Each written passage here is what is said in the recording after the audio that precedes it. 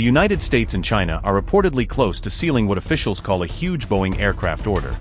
A transaction that could reshape trade ties and mark a thaw in one of the world's most strained relationships. Speaking in Beijing, U.S. Ambassador to China, David Perdue made it clear. This is a huge order. Very important to the president. Very important for Boeing.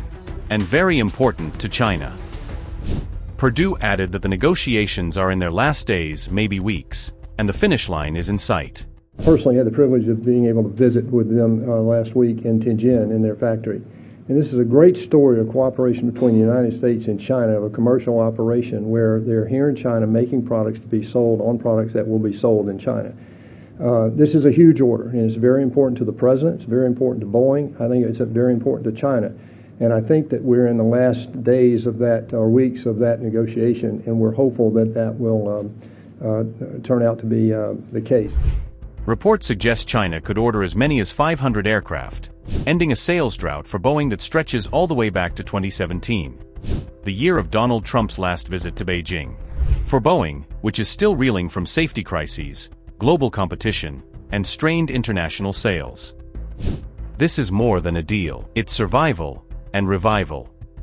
For Washington and Beijing, it's diplomacy by plane. Aircraft orders have long been used as centerpieces in U.S.-China relations. But this deal comes at a sensitive time. For years, trade tensions, tariffs, and political rifts have frozen Boeing out of Chinese skies.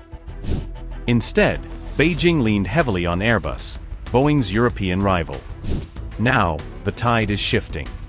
Just last week, President Trump spoke by phone with Xi Jinping, signaling warmer ties. And negotiators reached a framework deal on TikTok's U.S. operations, removing one of the biggest sticking points in trade talks. Against that backdrop, a massive Boeing order becomes more than business. It becomes a message that the world's two biggest economies can still find common ground, even as they clash over technology, security, and influence. Sources say the deal is timed with the United Nations General Assembly, where world leaders, including Trump, will meet in New York.